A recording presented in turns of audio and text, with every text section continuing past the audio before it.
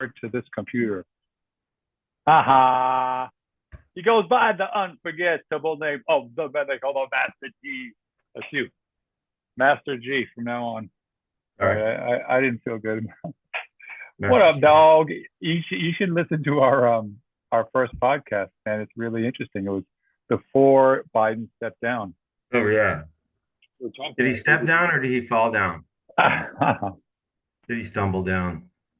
Yeah. um, yeah, man. What a wild span and change of vibe. As I was watching this debate this week, Yeah. watching her in the split screen and how she was using her kind of like prosecutorial experience and body language and kind of Yeah. reactions, I was thankful that she was, there big time. And I was really impressed with how poised and presidential she was. This is not a hot take, but Yep. That's okay. yeah, man. I had a really good, accidentally, I had a really cool psychological experiment experience with the debate because on Tuesday, I got out of my improv class in Portland at around 9 and I got in the car and I have about a half an hour drive home. I knew the debate would be going on for quite a while, right? Because they do go on for what is like over an hour, I don't know, 90 minutes, whatever it is. But on the way, I turned on the radio and I just went to some local FM station, maybe one of those local ones that will have more sort of newsy and public stuff. And I started hearing a woman talking. And I don't know if you ever had that experience where you don't know what you're listening to because you don't know, you have no idea, and you don't know. Yeah, I wasn't even thinking it would be carried on radio. I was just trying to either listen to music or see if anyone was talking about it, or I don't even know what I was listening for. And I hear this woman talking, and she's talking and mentioning abortion, but it sounded like she was being very nuanced and very trying to sort of do a good job of kind of like, I almost couldn't tell if it was a conservative show and it was like a conservative woman. And she sounded really balanced and really like her voice. I did not recognize it. I did not know that was the debate. And it sounded like Introduced. she sounded just like some conservative white woman, you see with glasses who like would have credibility with like very down the middle and even some conservatives. I just thought that was really interesting because I'm like, this woman sounds, I think she might be some conservative woman talking about abortion because I didn't get enough of the context, right? Because she was trying to say, but you know what I mean? We're like, we're doing but this, but that, whatever. She was holding the Democratic line. But then when I found out, I'm like, oh my man, that is like a pure test. I wasn't seeing her and I didn't know what I was listening to. Yeah. And then I got the context that it was a debate, live audio. And I just thought, that's a fair way to listen to somebody, Yeah. to not know who it is and to not see them. Yeah. To not see them is the first step, but to not even know who it is like, it would be interesting if you asked a lot of Republican voters and Trumpers and you said, what do you think about this woman's voice or her personality? Because it did not sound like Kamala has sounded sometimes in the past. And I'm not saying it's terrible, but I'm just saying, I don't know. She really, I thought, really put on a good voice for Yeah. that debate. I And I do got think home and I got to watch. it's Yeah, interesting. No, I I mean, got to I watch. sometimes Yeah, find that the voice has a bit of a treble, I guess you would say, and it right, can get into a range that I think it would be smart for her to modulate just in terms right, of feeling the gravitas. But right. the funny thing you're describing is something that I have an experience too with. Remember when Clinton was being I don't know what it was, but Clinton was on trial. The the, Yeah, the first Clinton. One day I woke up and my radio happened to be tuned into some live coverage of Clinton, and yeah, it was when he was talking about how, well, what does "the" mean? When he was talking about the oh woman or yeah, whatever it was. And I right, remember waking up being like, holy shit, who's talking? right, This guy is sharp, man. He's right. because I didn't know what I was listening to. And it was Clinton doing this like but anyway, yeah, dude, and um And I saw a bunch of it, and I thought that she looked good. I mean, first of all, you can only control your side of the debate. Trump is really weird and hard to debate against in a I got to way. say, it was a wipeout. I thought Trump acquitted himself aside from the bizarre stuff. He and I don't want to just keep agreeing about everything. It's not worth my Right. I don't enjoy that. But he kept fighting and he was aggressive. He talked over the moderators like 5 times.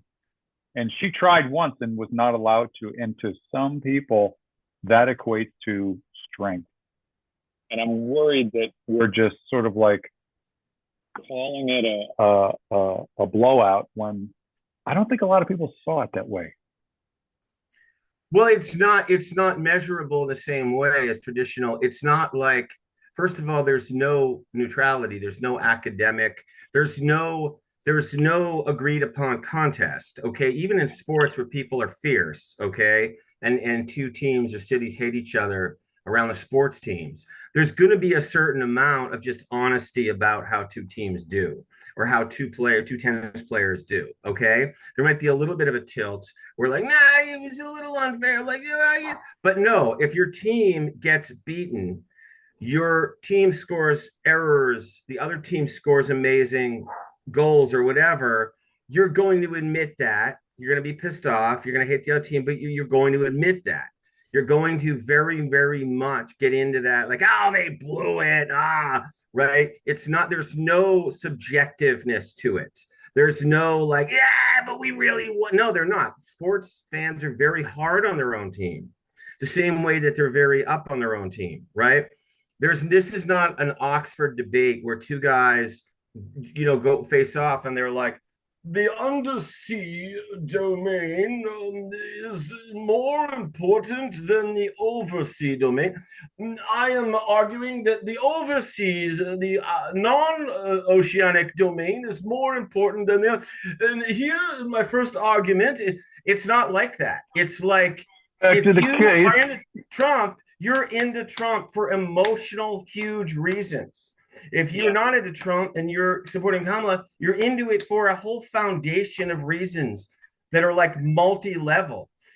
From his behavior and his trying to attack the Capitol down to lying about people and calling people names, and then some huge, definitely policy things, and going along with like right-wing culture stuff that he probably doesn't care about. And like you're not, a lot of it is like, yes, I am. No, you're not. Yes, I am. No, you're not. Like, it's good. It's not good. It's good. It's not good. Like, they're not. Trump doesn't go out there and go like I was saying to somebody that even in this last debate, when they're talking about something like energy or oil or Ukraine, he pulls out words and like words. He pulls out words and details like pretty quickly. Like he actually does, and we just have to acknowledge that. He goes, well, in Ukraine, the thing, and there was money given. Stop. What? He started off with this. I want to stop people dying. He's Right. not. He's to his to the listeners. I'm impressed that at his age and with so much Right. artillery coming at him, he keeps taking it and he keeps fighting back. And I'm not. He'll I'm not. either he'll either he'll either use some things that sound like facts. And it's very hard to know with some of these things. It's not even, he'll lie about things that we all see, like we all saw on television, all of the violence and brutality that happened on January 6th. And video that shows otherwise on January 6th doesn't mean anything. It's like that doesn't take away. Like you show an empty corridor, right? Or you show like a January 6th guy running, down the hall and going, I want lemonade or whatever. Like if you show people standing there, that doesn't take away from, we saw on video them blasting through lines, wrestling and pushing and shoving. And we know the cops were bashed and beaten. We know that's true, like 1,000 different ways. They even bragged about it. So it's like so much testimony and video. So like when Tucker Carlson showed video of like, well, here's a hallway and nothing's happening, that'd be I mean, like, I got a question for you that's um But I was going to say, yeah, sorry. but please go ahead.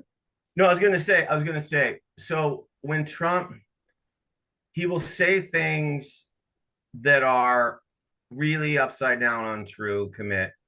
And then he'll say things which are in that zone, which I call say that politicians have always argued about, those soft things. I wouldn't call them hard lies in the same way, like the economy is a lot better, or it was things were a lot better 4 years ago. That's just like a cliche. That's just, of course they have to say that. They're allowed to say that. They're allowed to say things were better, things are worse now, right? That's not the we did that didn't start with Trump, right?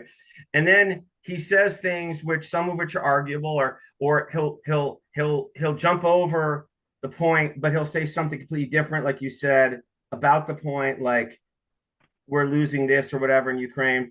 But he also was saying things that were little facts. Like he was not, I don't want to say facts. He was saying things that are little details. He was saying things with money and millions and this and troops and that back. I pulled this or they put that in 2000, whatever, and I did this in 2017. So it sounds as real if you don't have context. I mean, it sounds almost as real. Then it comes down to assessing his character and how he seems. The same way that if you show up at a street corner and there's two guys about to get into a fight, screaming stuff at each other, you try to figure out, is one of them crazy? Is one of them just like insulting the other? Is one of them over the top? Is one of them like, does one of them sound more credible, right? Like when police show up, right? Does one of them seem they're more sane, right? And that's something that I think there's a big difference between them. But yes, he doesn't just say gobbledygook. When the media keeps saying that he keeps saying these confusing word salads, they're picking like out of an hour long as he's talking. But in the debate, he's not really saying just weird, disconnected things. He is arguing. If you were to watch the analysis of the debate, you would have, at least the analysis that I've seen in my feeds, Right. You would think that he was a disaster from start to end, and Right. I just don't like that Right. people, like seem to revise that because he may have I think that she performed better, but he had some strong points in there, and he has, whether or not you feel like he's the right messenger, there are things that he's saying that get to truth. And I want to ask you this because when we talk about January 6th, Right. there were some number of people there, and some tiny fraction of the people there entered the Capitol and acted violently. Much larger fraction stayed outside. And whether or not there were people, another tiny fraction within that population outside with offensive signs, Right. there was a large proportion, or what do we call it? Majority of the people who were just peacefully protesting, Right. which is actually their right. Now, Right. I don't think a lot of them understood that they were trying to overturn the election or to assault the Capitol. There were those who were, undoubtedly. I think a lot of them were trying to express that, God damn it, you guys have let cities burn. You guys have let the protests around the Black Lives Matter stuff Right. really go beyond what we expect as taxpaying citizens in a place with police that we pay for, and armies and military that we're believe in. Now I probably have to decide whether this bit of this recording is something that is even safe to put on YouTube. But I think this is the fucking question we got to get to. Like, yeah, there was this group that acted wildly inappropriately, illegally, criminally. But there's also a large group of people in the United States who were simply not sure how to expressed their outrage about what's been going on with the pandemic, with the Black Lives Matter civil unrest, and they thought they were protesting in a legal way. But we painted the entire population of the people who were at that rally as if they were the ones who broke into the Capitol. And the massive majority were standing outside the Capitol and didn't commit any crime. Well, So it's I've one of never these heard anyone, distortions. but I've never thought or, but I don't never heard anybody thought or say, and certainly law enforcement or anybody has never said that the people who were in the regular protest, which was behind lines, okay, that they're anything at all the same category as the like 700 people or whatever who broke through or whatever, however many it was. I don't know if it was maybe over 1,000. I'm not sure exactly, but that pretty They're limiting it to the people who did the right. thing. It was a pretty big group of people. I mean, like it was like it would be like a pretty good sized rock concert. Okay, like I mean, in a club, like a huge rock club. Okay, it was hundreds and hundreds of people. I mean, there's more faces. Even I'm talking about the people who broke into the Capitol. It was still a swarm of people. Okay, we're talking about them. We're just talking about them. We're not talking about the people who never crossed that line, who never literally crossed that line. There's a line. Another group in the people who did enter the Capitol, Right. and this is again, maybe it's too radioactive to talk about, but after a certain point, right. the police were allowing them in, and a lot of them went in and walked through. The ones who went into the office and broke right. windows and did right. things. There was a strange, and there is a strange dynamic that happens in these kinds of situations where this whole de-escalation thing gets mushy. It's like the at a certain point the police decide, okay, in order to prevent Right. Well, first of all, a injuries few and things. stuff. When the right wing said they're inviting us in, no, because they were literally so outnumbered and outpowered. They were literally just doing a better alternative for not getting smashed or killed or shot at or having their limb ripped off or whatever it was. So they're not offering resistance because you don't have the power to actually back up that resistance. So in that sense, you're just inviting the guys into your house, the robbers, the home invasion guys, because the alternative would be even worse. But the thing I was going to say is that in the big context, there's a couple of things here. It's not illegal to show up in giant numbers, just the protesters at all. They were showing up predominantly, I mean, according to their own organization, greatly they were showing up because they said that the election was false, fake, that it was cheated. There's Yeah, no, never been I any I evidence. I The only I got it. You reason put me in my place right there. You're right. they were not saying we're here because of stuff that's happened the last couple of years, as much as they complain about other stuff. And there's a big complaint to be made about the stupid rioting, the garbage that happened during Black Lives Matter, right? Which is disgusting, right? Which tons of Democrats hated and don't support. But I'm saying that they were there. Yes, legally you can protest, but it was Trump who, from the beginning, said they're going to cheat, they're going to cheat, they're going to cheat, they're going to throw the game, they're going to throw the game, they're going to cheat. You can't have a game, you can't have a league, you can't have a sport when one side says there's only two options. We clearly win, or it seems like we lost, but we actually win because we have to win because it's cheating either way. You can't have democracy Right. with No, that. And there is no cheating. There's no illegal immigrants voting. There never has been. That's right, and that's obvious. But I think a lot of them also felt like, as the Yeah. mail-in ballot um, arrangements were made during a pandemic, so that Right. people could Right. vote in the middle of a pandemic.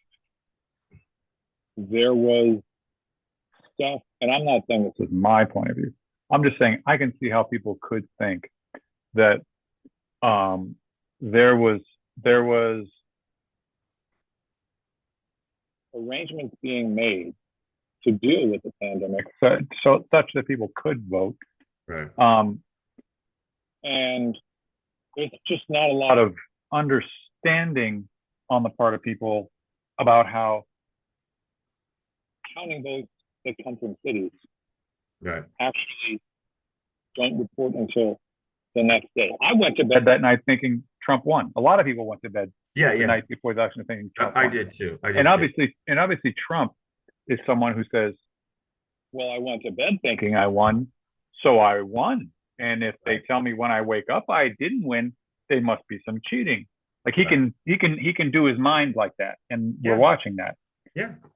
I don't know, man. Maybe I'm oversympathetic to the people who feel left behind by technology and by not trusting news and feeling like um,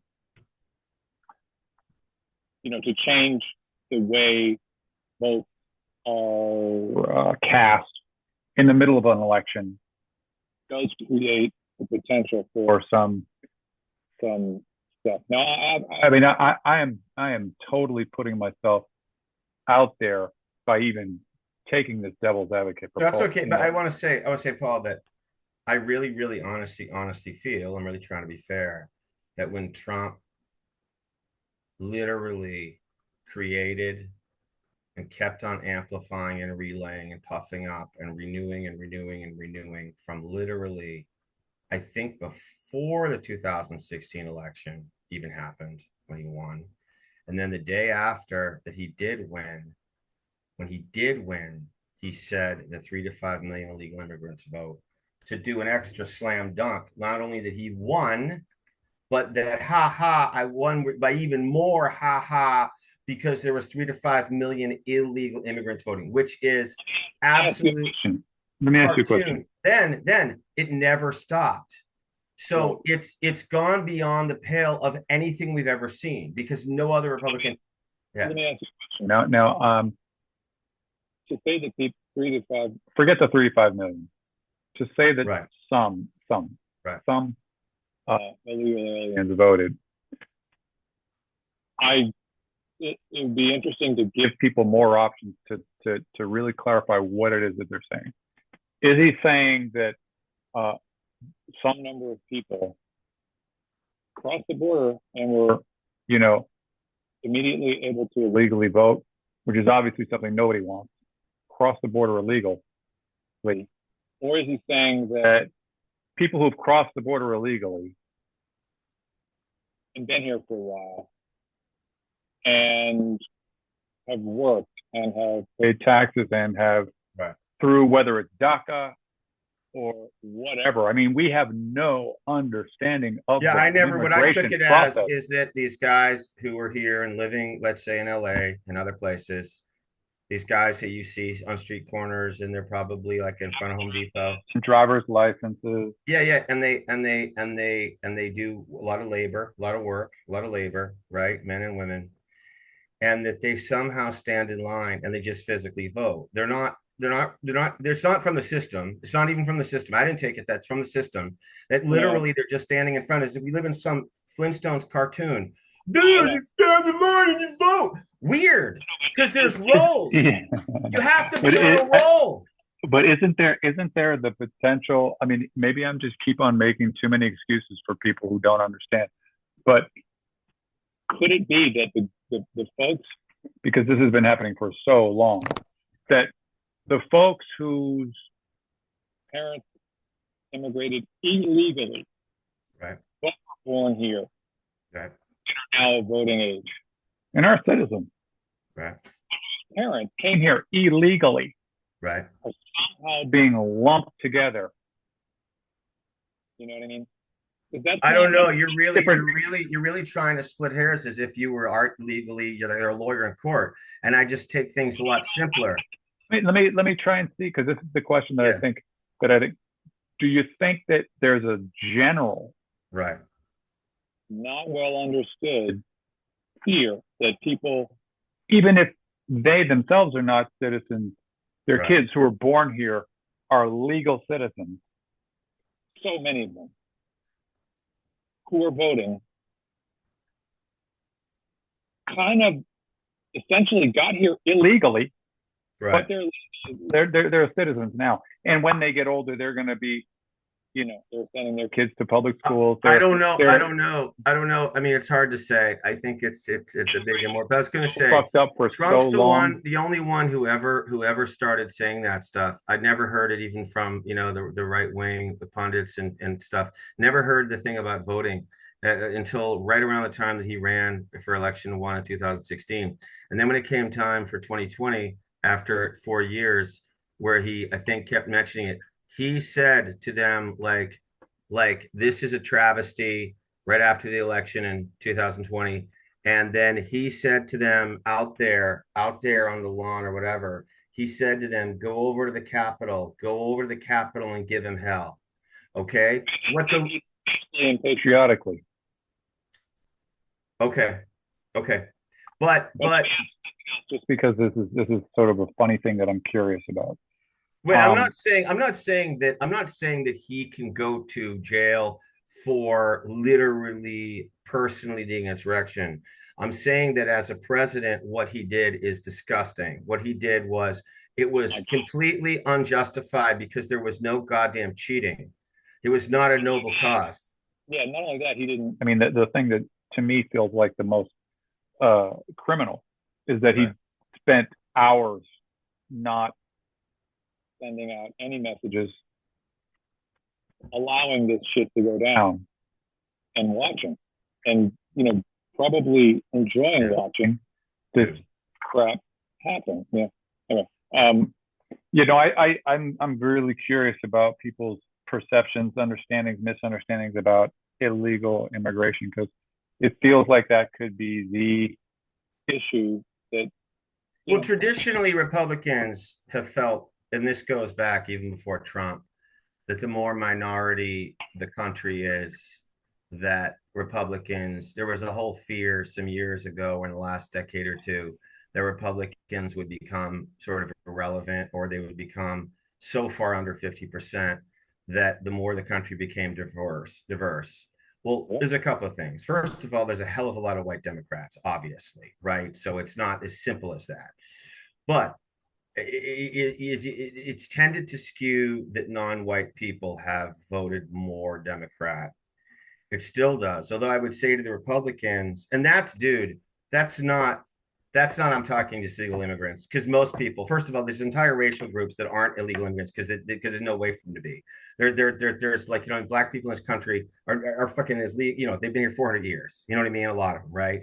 So for the most part, you know what I mean? Like there's it's like there's a certain segment that are non-legal people, immigrants here, but in general, the fear was that non-white people would tilt toward Democrats and they would become unable to win. Yeah. And they started doing, let's do gerrymandering. Let's do whatever we can do, right? That's just a fact. Let's do gerrymandering. Let's do other voting things to tighten the screws where hopefully it'll inordinately affect non-whites because whites will be able to do certain things easier, right? Just like the actual demographics of they'll be able to like get through the filters we set up, right? We're going to set up filters, obstacles, right? That's the thinking, and that's some of the reality, right? And so it became illegal immigrants is like the most extreme. Let's condense the most extreme argument that nobody can defend. Illegal, of course. Illegal immigrants voting. That's absurd. The illegal immigrants voting, right? That's like a joke. It's like, and when he said 3 to 5 illegal immigrants, I always took it as those little guys in the cowboy hats, you know what I mean, and the shirts and driving around maybe in a Toyota. I don't know if it's like truck, like I don't know if it's registered. What the deal? I don't know. I don't know what they have, but basically these little guys who want to work, you know what I mean, and they got whatever, and it's like that they're somehow voting. No, they're not because they can't, and they don't go near official stuff. They don't go near government stuff.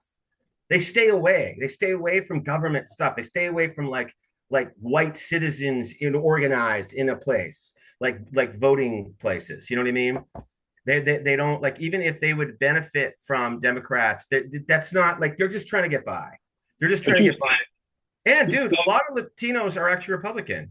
I mean, there's a fair number of Latinos are Republican. I know all that. So what I'm saying is their thinking is a little debatable, but the fact is they're the ones who are signaling that they don't trust, that they think that non-white people, it's not just about immigrants, it could be about multi-generational people, that they'll skew Democrat. Okay. And I it's know. like, well, that's the game. That I'm sorry, that's the game. I get it, it's frustrating, but that is the game we're playing. That's the sport. That's the rules. Yeah. And Trump, Trump gave those people, told those people that an insanely horrible crime had happened, the throwing of an election. A huge number of people will believe him. It's amplified through him, his personality, and the fact that he was president of the United States. Then he said, go over there peacefully and patriotically, but with a lot of charged up language about it. And you can definitely do that wink, wink thing. They have ripped off your entire election. They're trying to suppress you and your vote. Go over there peacefully. I mean, it's pretty intense. You know what I mean? And and so morally, I'm just saying, morally and ethically, he did have a lot to do with what eventually happened. No, he didn't go over there and show those guys a little like football play about what to do, right? But he didn't step back and say, guys, no, no, don't you can protest, but don't go to the Capitol. Because what are you going to the Capitol for? Just to yell? It's like no, I mean, so as far as the thing goes, I never talk about the people who went over there to protest. I would say that the people who were just protesting were adding a pressure from the back line. But no, I mean what they were doing is legal, right? And we allow that completely in this country. The people who smashed and broke in and broke windows and went into a building that we're not allowed to go in. Dude, try going down to Government Center in Boston. Go to the government building, any of those government buildings, break a window and climb in. Would you be in the right? Would I be in the right? No, no, we'd be arrested no matter what. No matter what, we'd be arrested. Unless it's work hours. And I'm just kind of like surprised when I see a period of so much kind of like happening in our cities, especially California. yeah, San Francisco, which you know, Los Angeles, which you know even better. right, I don't want to overstate it, but our public transportation, right, businesses, right. our healthcare, Yeah, our schools, our endless amount of money that we're paying so that people who are paid to yeah, provide services to right, people with homelessness are having and keeping a job. right. And there's a lot of shit to be really upset about, and it doesn't feel like our government is um, using our tax money in a way that's not just not efficient, but Right. perverse and sort of like, allowing these cities to turn into places that are not only unsafe and Right. not possible to have a business or have a public school that you want to send your kids to, but impossibly expensive. Right. Like I'm I guess I'm just always a little bit um But I don't know what was a couple of things. What's interesting and ironic is the classic red state people aren't the ones who live in the cities. They have all those problems. So do they really genuinely care about places that are like far away from them that they hate? I mean, maybe symbolically they're like it's too bad that these great American cities. It sucks that these great American cities. Some of them have had to move to those places from these places. That's not a good But what I'm response. saying, But what I'm saying is that ironically, people in places like LA and San Francisco still vote pretty Democratic, right? So I agree with you. There's excesses and problems, and there's like DAs who are extreme, and like there's some stuff that's just gone too far left or too far allowing or tolerant, and I don't like that stuff. an interesting thing because nowadays, okay, so they don't live there, Right. but they're flooded with Images. certain videos, Oh yeah, yeah, yeah. and whatnot. No, no, no. And that's part of the changing Right. nature of life in this day and age with technology. Right, right. I mean, they do say crime rates in general have been down. I'm not Is saying in cities. colleges. You know, you're sending your kids to these colleges, and they're. Right. I mean, I can have a certain degree of like understanding of what's going on at certain colleges, but then when I actually go to the college and I see the like portions of the college that are just sort of just you know, and that they're that expensive. Yeah, I'm not asking you to sort of like No, no, I agree with that. I think there's a lot of really extreme stuff going on in colleges, and a lot of it is like inordinately sort of like this kind of like mutated progressivism that's sort of like that's become so unthinking and so knee jerk and it's like then you have the other side. I mean, there's some great like let me sensible yeah. philosophers who are like truly not like a right or really extreme right or left, right? And I wish Yeah. that they became really, really big. There's actually a group of really great Black philosophers who I saw after a lot of the stuff was happening with like Black Lives Matter, and they're not like self-hating. They're not right wing. Soul and those guys. Well, a little bit like this guy uh, McWhorter, and this woman named Chloe Validari. There's a whole group of them, and they had like a YouTube after some different things have happened. They were together with this guy or Weinstein, but like they're really sensible and they're really like analytical and like and pretty fair, and they don't like either There's extremes. stuff But about them. I was gonna say though that as far as cities being expensive, dude, I know it, and I so it's such a part of my reality, but I don't understand what people think that government can do about the cost of private things. Let me ask you this though, Yeah. just to sort of like Yeah. not be in an adversarial, but maybe we could build together. Yeah. Maybe you're saying these people in these red states, they're seeing this things like a pretty serious flow Right. of illegal drugs, fentanyl, Yeah. coming into their places, their cities, their towns, Right. that they don't, that they don't. People are dying, overdosing all Right. the time, and Right. and when it comes to like work, there's all these guys you just talked about who were like Right. underbidding all of the work that you could possibly live on if you wanted to do some sort of carpentry or plumbing and whatnot. It's the fact that the immigration system has been so crazy for so long, reaches places that it didn't used to reach, and the drugs and the gangs and the fucking Right.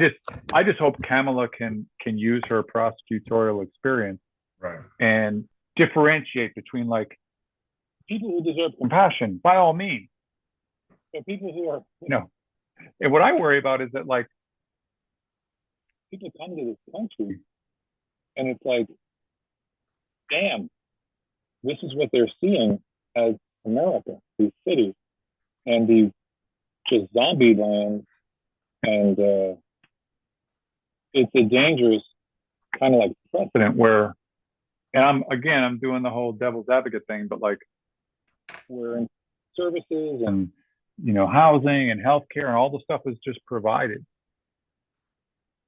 It, everybody should have access to Right. programs. No, But I agree. I mean, hopefully, I think that I was going to say to get back to like almost the beginning, and then we'll go back to this, is that I thought putting how honestly I thought my assessment of how Trump did. That being said, of course, there's still things he said that were cartoonish lies, stuff about Nancy Pelosi being responsible for not, it's just like doesn't, it's just upside down. Some of the other stuff, some of the stuff that are his own obsessions. He also looks, if you're not bought into him, he looks mean spirited. He looks cartoonish. He makes these faces. He makes these Grinch faces that like I can't think of any. Even Richard Nixon, I mean, they said had like not a great face at all for television. But Donald Trump makes these Grinch faces that's so full of contempt. He does this thing. He does this fake smile, and then I was reading about it, and he pouts his lips, and he does these things. He does all these things, and it's like you look at him. He's just like this Dr. Seuss, this like character. He's just like this Grinch character, right? He's like a lot of the time, right? We can't. but You can't throw him in that group because there's so many fucking people. I mean, I was no, but watching the I was debate. gonna say, Yeah, but okay, go. all that compartmentalizing him over here, and like I said, I did think he had words that he came back with that were at least nominally about the subject. You know what I'm saying? A lot of the time, sometimes he definitely seemed mean, and he seemed harsh, pejorative, like he does. It's his brand, whatever. But all things being equal, I thought Kamala, just for herself, what she can control literally her side. She cannot control the other side. I thought for a situation overall, she sounded good when she was talking. She was very composed generally when he was talking. She seemed like she was up for it. She seemed like she was tough enough. She was sturdy. She was resilient. She tried to seem presidential and not like over. I'm not like kind of like wispy, not wispy, like not wispy girly. Like she was like a tough but like good composed woman who is presidential, a woman, but still like I am like a strong, confident office holder. Who's consistent. She had a lot of words. She had her places where she attacked, where she actually tried to put him on the defensive. A lot of people said Called him a disgrace. that she got Said on that the his former right. cabinet members called him a disgrace. Right. She I was had to be amazed. tough. She had to do that. You have to come back with some. You have to. You can't only completely be all high road and mellow. You have to. That's part of being it. You have to throw some punches and scratches. She did some of that. She did it in a good way. So overall, for a task that I don't even know what the ideal perfect knockout uh, debate performance against Trump would be. Like I can't have a hard time imagining it. I mean, I have some ideas, but it's so hard to even know what that is. I think she was so much better than a lot of us would have been afraid she would be. I think she was better than our side thought she would be, especially months ago. And I think that she was probably better than a lot of Trumpers. Whatever they say or don't say, I think they were hoping that she would have been not that solid. Totally. No, I agree. And uh, she looked the part. Yeah, And it's amazing though that like at this point in the game, with this few days until the big show, to be learning and being introduced to her, it's right, a weird experience to sort of like right, not just be judging her performance, right, but to be sort of like seeing her for the first time in action. right, It's like a dual thing, and it's been amazing because like she's she's she's articulate right, and she's but you're also sort of getting it's like getting to know a person for the first time, right. meeting someone. And we had obviously this really kind of mixed sense of her from her run and from her time as vice president, Right. all of which was like she was conspicuously not getting a whole lot of exposure. There was like this fear that she was Right. kind of a bad choice, and I was before when we talked last, or maybe it was the second to last. I was sort of afraid that we were going to go with her without having like a mini primary, Right. and the pattern that had been established where she was getting no traction would continue. Right. And it's just so wild that like that first night with that Zoom call with the black Yeah. women Yeah. sealed the deal, because there's such a Right. swing demographic. I Now the remember in question is, that, how do we get the young people I know. to Well, register? Because hopefully, I know they're the key. in that debate, the people who are relevant to being swung are people who are not bought in to all of Trump's rhetoric. Unfortunately, the numbers haven't moved as much as people had hoped. No, it said today there was a little thing. Just today it said there was a little thing, a little good thing. But I don't take anything for granted, man. And close isn't good enough. It's So, like yeah, you don't either. It's like I agree. And the thing is, like, I'm fine with like giving some money. I don't know how much money see can help. right. I know that it doesn't hurt, but the thing is, you see, what I feel like is that's the interesting thing about politics. politics is already like it's such a personal emotional thing, right? It's something that's different than other products because you can't. Here's the thing: if I said we're going to have a new soda, or we're going to have a new little tech gadget, or we're going to have a line of clothing, right? I can pretty much say if we think it's pretty good, right? The more money for advertising, you're going to see returns. Not everyone's going to buy it, but what I mean is the more people can know about it, the more you're going to sell because most people aren't morally opposed. I would never buy that shirt, right? The few that are like that doesn't matter, right? It's the same thing, like for the most part. There's some people who are loyal to Samsung or loyal to Motorola or loyal to Nokia. But so many people are like, I just want a phone that I see in front of me that's like that says it's good or whatever, right? And it's just like you get one over about stuff like that. Politics is so different. Politics is like who's getting won over by ads. Maybe if you don't know anything, you're not already like informed and passionate. And I don't see them anymore because I don't watch regular TV. I mean, either. What about But I guess they're on the? YouTube and stuff. I don't know. I don't know where they I are. don't know either, and I don't see them either. And it does. It's a very good question.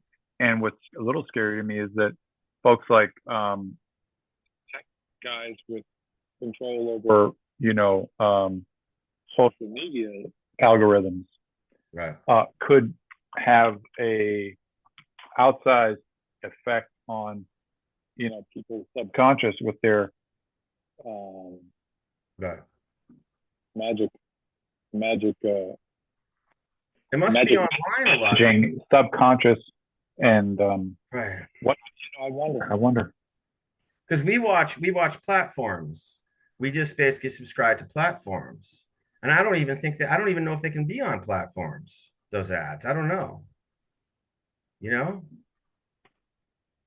Like there's still cable channels, but I don't know. In this in this day and age, where does the money go? What's the way that money is How do being we get spent? some of it? I was going to say though about housing prices and stuff because I hear people.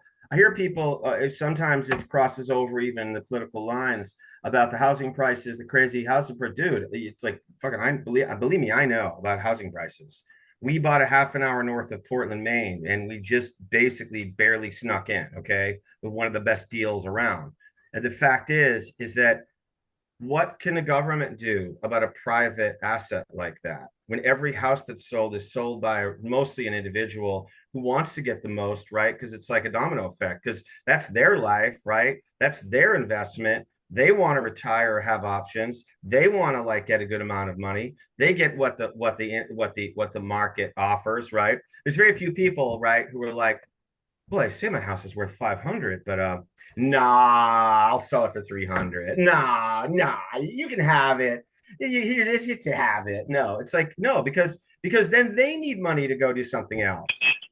That's fucking even more so than that is the rental market. It's like if Oh, I someone's know. going to pay you, you're not going to hook somebody up. But it's like the only thing I hear is like relaxing zoning so you can build more units. Great, I'm all for that. And that's why the density thing they talk about building like dense, building high, right? Building if you're in a city, especially even if you're not in a city, building dense, building high, building clumps. That way you're not paving over tons of land, but you're getting a lot of like people and people can live kind of near each other and you can have like some There's a funny thing that I want to kind of hip you up to, which is but that it never gets cheaper here, though. but Yeah. here in Essex Park, we've got, where how it is on Sunset Boulevard in Yeah. the little Echo Park strip area. By the way, there's a lot to update about that. Yeah. All these incredibly new, funky, thriving, high-end things going on. Also, a lot of vacancies. Yeah. But going east towards Dodger Stadium in downtown, Yeah. there's an entire stretch of Sunset Boulevard Yeah. that is underdeveloped Yeah. and it's got potential for density. In fact, it's got government incentives for density. You can put in more units if you build on Sunset Boulevard because it's on a transit oriented corridor. I have density You right come up here. there, you got some density, right? Anyway, all this like zoning and Yeah. stated sort of goals to create walkable and you Yeah. know less parking. Yeah. Oh, let's see. And I am hoping that Yeah, they can pump up the jam even more, make a special exemption, and create a small, micro dense Tokyo style uh, me city too. space between Echo Park and downtown. You giving that the paw up? We need we need where they have one building, we need two. Wait, two. We need two. Do you see two? We need two buildings. We need some skyscrapers around here with no parking Yeah, and bikes and scooters and people so the movers and housing thing is a wheelchairs. huge thing, and it's got to be frustrating. It's got to be frustrating for so many people. I mean, honestly, we we could have been locked out. And dude, the Boston area where I grew up, I don't know where in the Boston area we actually could have afforded to buy a house. And I'm talking way out in 495 in towns that, dude, you and I never heard of, Yeah. basically. And it's like and we have jobs and stuff, but the thing is, when people say the government or like it has to do with the Biden administration, what does the Biden administration have to do with the private housing prices going up? You know that the Boston area exploded in 1980. You were a little kid. Well, you were, I don't know, a little kid. You were a kid. I was I was about 14. And that's when it really took off like a rocket. And it never stopped. That was in 1980. Houses. Imagine buying a house unseen. People were doing that in Boston and in the South End. They're they're buying property without even seeing it.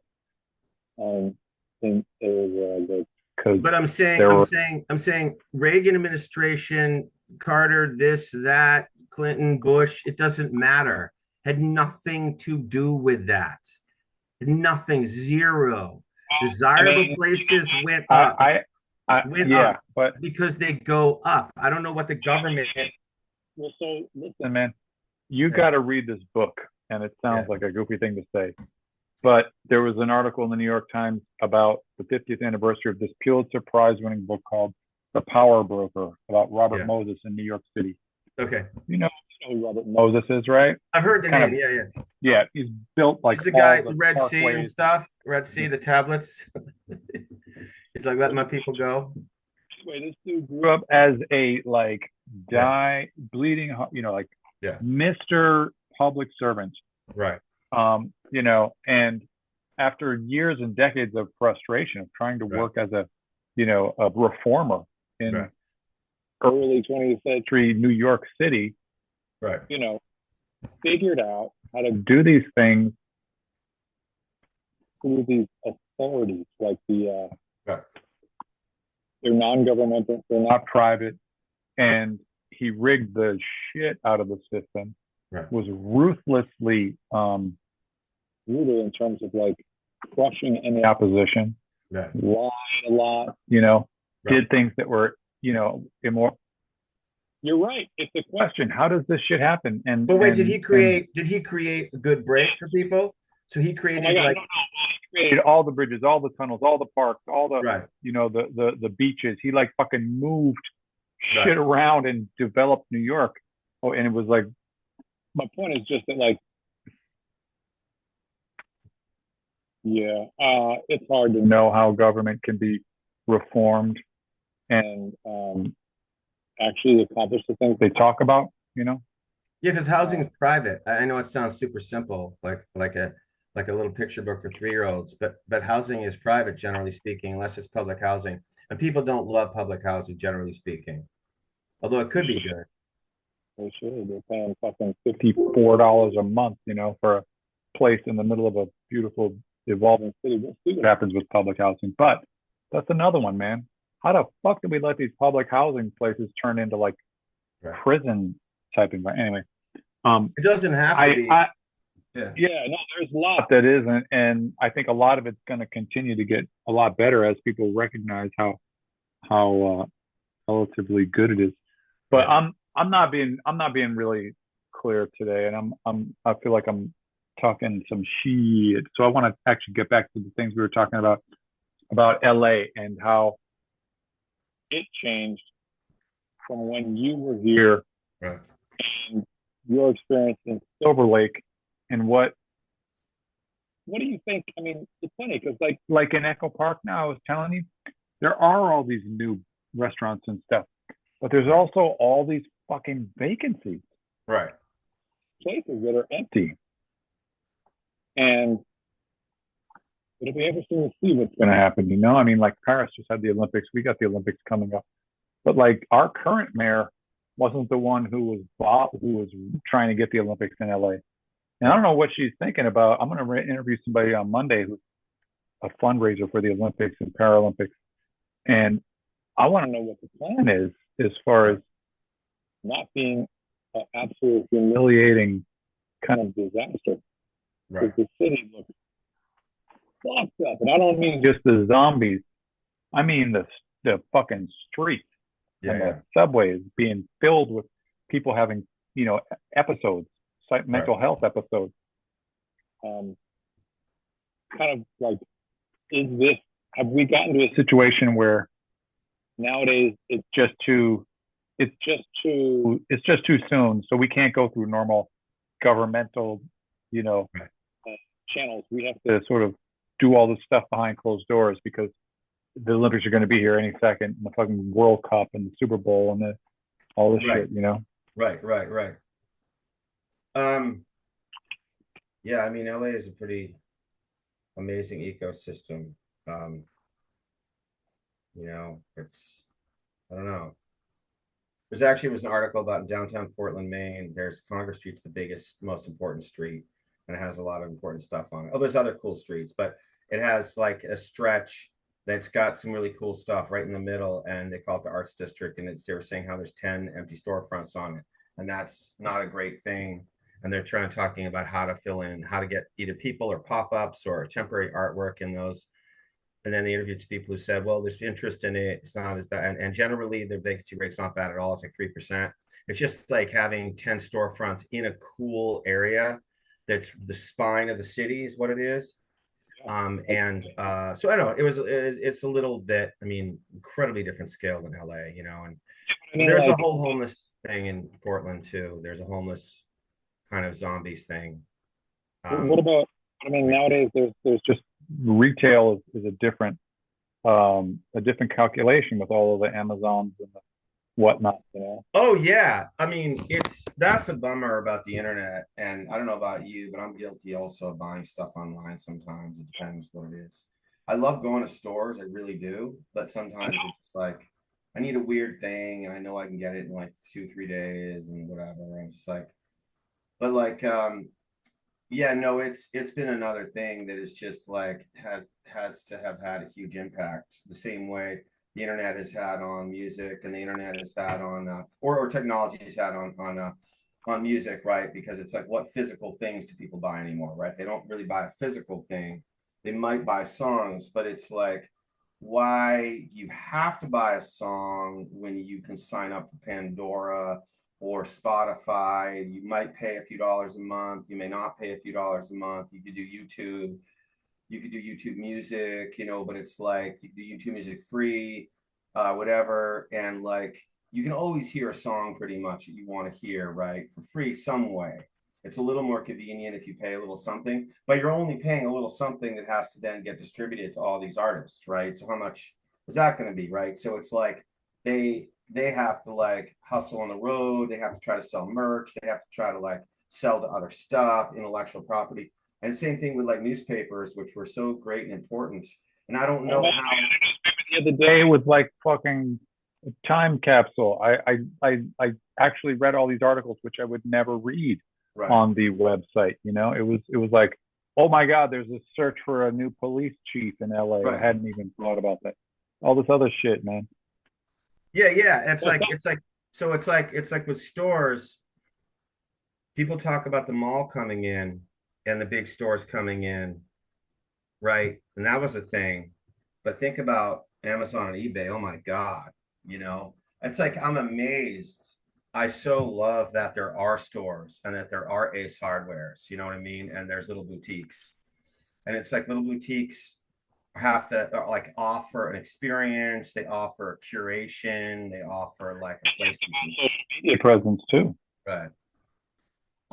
They have a social media presence. They offer like a neat place to go and hang out or whatever it is. You know what I mean? But it's hard, man. It's got to be harder because just think of how much and how easy it is to buy stuff online. You can go to Yeah. Etsy and you can get interesting, weird, offbeat stuff. But you can get it on eBay too. You know, what I mean, you can kind of get it in all places, and Dude, I'm Amazon going and to be stuff. starting a business very sick, very quick, where I rent out my leather jackets. Oh, cool! I like that. I'm gonna rent out Pomeranian, um, $3 an hour. No, it's gonna say that that's one thing about food, right? Food and drink. Food and drink is one of the realms that is at least has to be real, right? Like yeah, you could order food or like order Amazon groceries, but no, if you want to go out to eat, you want to go out and get a coffee or a boba, you go out now and you go to a place, and the place has atmosphere. Live close enough to something, you know? Right, right, right. Yeah, it's weird because LA is like this little laboratory. What if people could work from home and there were enough hip things Right, they actually wanted to go to right. in their Sherman Oaks neighborhood that they could not have to Yeah. fucking to go to? We got this crazy situation right now, man, where there's a gondola proposed to go from Union Station to Dodger Stadium, and there's all this vocal opposition. Yeah. But you know, like we spent all this money on fucking trains that can get people to Union Station, but you know, a lot of people don't want to ride them because there's fucking homeless people on them, Right. and when you can drive, why do it? My position is let's at least talk about what it's going to be because what if people would take this train to a Dodgers game if they want Right. to try the gondola? And then they figure out, hey, the train is this option that we can Right. move to. Remember Angel's Flight? Yep. I used to take it when I was temping at one of those skyscrapers that's at the top because it's such a weird hill there. That thing, I guess they call it Bunker Hill. It's like a weird hill, and My it neighbor takes you works down at a docent or to whatever. that neat food place, to that neat Yeah, city Grand Central market. Market. Yeah, what's Yeah. it called again? It was Grand Central Market. Yeah, yeah, yeah. Of course, like you go in, it's like a huge place, and it's got all these different. It's sort of like Haymarkety, kinda. You know what I mean? It's got some neat places in there. And it's like some specialty things, you know. Yeah. Um, and yeah, because you're right, because the subway lines, you can get to Union Station, right? Which also has the bigger trains, right? Union Station has the commuter rail, or what they call it, the Cal Trans. Is that the ones that Yeah. go out to like, you know what I mean, way further? Yeah. Which we had a stop in Burbank. Like we could have actually, I think I did take it to downtown because it's sort of the same as the Boston area, right? You can live on a commuter rail stop, right? But people think more of like the regular MBTA, but it's not bad living on a commuter rail stop either, and they go further out. But we lived on like the commuter rail thing in Burbank down there when I took it into LA, and it's pretty cool. And then you can change, of course, to the regular subway, you know. But I did take the subway a bit in LA. I take the bus all the time, man. Our meeting might be over. I don't know. Are you Oh, still there? yeah, yeah, Um, you were freezing up. Yeah. okay, cool. My internet connection is unstable. That's okay. Hey, Right. so what about I think the last time we spoke, you were talking about the comedians and the different comedy scenes that were kind of like percolating in LA. And Yeah. I'm trying to clue back into the get some comedy in my life. How's the how does comedy work in Portland? Um, well, a lot has Is actually it blossomed and bloomed since the years I've moved here because there had been a little bit of a depression from the pandemic, right? So they actually lost a bit of their momentum that happened before I moved here, before the pandemic, right? But they've kind of gotten a lot of it back, and this one name club is actually reopened, and it's sort of going full steam, harder than ever. It's above a Chinese restaurant called Empire, so they're actually like it's a healthy thing that Portland has that, and they like are getting national headliners who are cool, and a lot come from New York or other places, and they have Instagram, you know, followers online, so they get some genuine following kind of comedians, and then some non-following good comedians, and then they definitely put up the local guys. They try to take care of the little local scene for the most part. And there's a really cool show on Thursday that's sort of its own scene. It's kind of alti vibe in this underground speakeasy bar in downtown. Very cool. And there's like other shows, and there's like a few other places that have different comedy shows, and bigger comedians come it's a different thing. Like famous comedians come and do the State Theater, which holds close to 2,000, and that's nothing to do with local scene. You know what I mean? Like, whatever. I saw Mark Maron there. David Tell plays there when he visits. It's one of those great old theaters and stuff. But as far as like the actual scene, we just had the Portland, Maine Comedy Festival last weekend, and they've been going for some years. I've done it 3 times now, like the year we got here and then the 2 years since. And it's pretty cool. People come from around the country, and a lot come up from New York, but other places. And there's tons of little shows and places that are like breweries and things, and little places that don't even usually necessarily have comedy. And then some places that do have comedy. And so there was a whole bunch of shows, and it's all right. It's just it's literally a tiny, tiny, tiny, tiny little itty bitty fraction the size of LA. I mean, LA is it's I mean, it's who you kind of can know who all the comics are in Portland relatively quick if you want to know. Every now and then you meet or hear about someone who was maybe just kind of drifting into it, or like was in a circle you didn't see, but there's not a lot of circles. I mean, it's LA is like 200 times, 300 times. I don't even know. You know what I mean?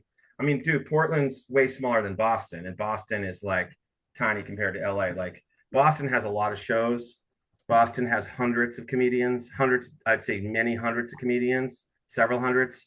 And that is big enough to have more of like different scenes and maybe some different vibes. Portland has a tiny bit of that on a micro, but people all know each other anyway and are more likely to be on shows because Portland, it's harder to have very different scenes because you don't have the numbers.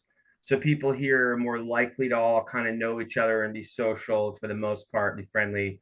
There's some different vibes, but but LA is a huge, gigantic scene. I think every month there's a bunch of new comedians. I think I've been gone 2 years. There's so many comedians, dude, I wouldn't even know now. There's a lot I would, but there's literally whole shows and scenes full of comedians where I probably only know like a few of them. And, just the nature of it. I'm getting a little bit hungry, so maybe we can Yeah, yeah. call it. Let's slap it and wrap it. Slap it and wrap it, boy. Um, good deal. Oh my God, my Master G. I'll come back with some other kinds of questions as new developments take place. But Okay. it's good to see you, man. Yeah. All right, All right. Talk to you again soon, man.